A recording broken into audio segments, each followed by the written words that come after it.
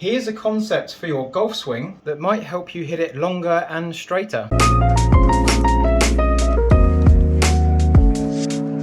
So I've used this concept with a few clients recently and seen some very good results. Now the idea is, how far can I throw this golf club? So if I imagine throwing this golf club as far as I can without letting go, like this. If I go there, if I go again slightly lower, there. If I go again slightly lower, there. That's how I want to hit the golf ball. So I'm imagining throwing the club out like a baseball bat, slightly lower down, and then maybe a few swings at impacts just to see what noise you create on the turf. If I make no noise, if I make too much noise, that's not ideal. There's something in the middle that's going to give you good contact on the golf ball. So if I hit this, then I'm feeling like I'm going to throw this golf club as far as I can. I get through it pretty well. I get quite healthy ball speed, and it might take a bit of trial and error to get decent contact on the ball, but the concept's very solid. That's a good 15 yards more than I normally get with a 7-iron, with this 7-iron. Now there's lots of information about there on YouTube and certain things about side bends, so about getting this sort of position at the ball. And I'm getting a lot of people come along and they're trying to get this side bend, they're trying to do that, and they get to the ball and they hit something that's horrible and out to the right. My only gripe with the side bend brigade is that when they demonstrate side bends, they stand there, hit the ball like this, and they turn round really well. If I'm trying to throw that club as far as I can, my hips engage, my shoulders turn, and my arms get all the way through.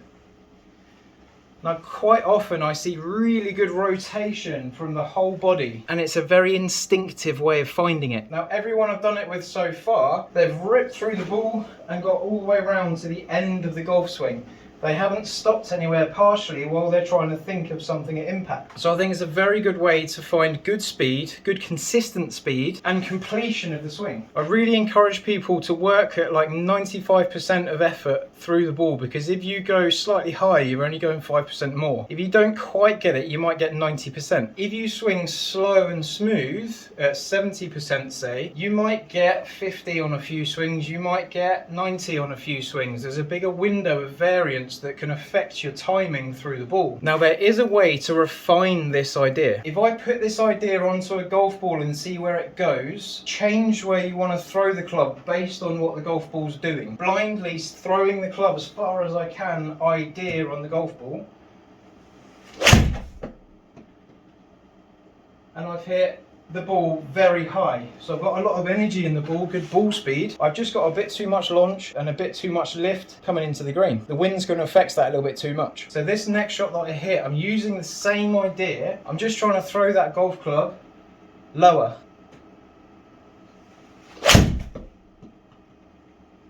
And then I bring that idea into a better window of flight. I've hit that slightly thin, I've lost a little bit of ball speed, but I've maintained the same distance. Again, if I can refine that idea again and get that low throw to get that launch down and get a decent strike in it, I'm going to bring my ball speed up again. But there's no hesitation through impacts, through the ball. It's all systems go. And I've just hit the same shot pretty much again with a little bit more club face. Give that a go yourself and see if it helps you hit it longer and straighter. Again, don't forget to adjust to what's happening to your version of it.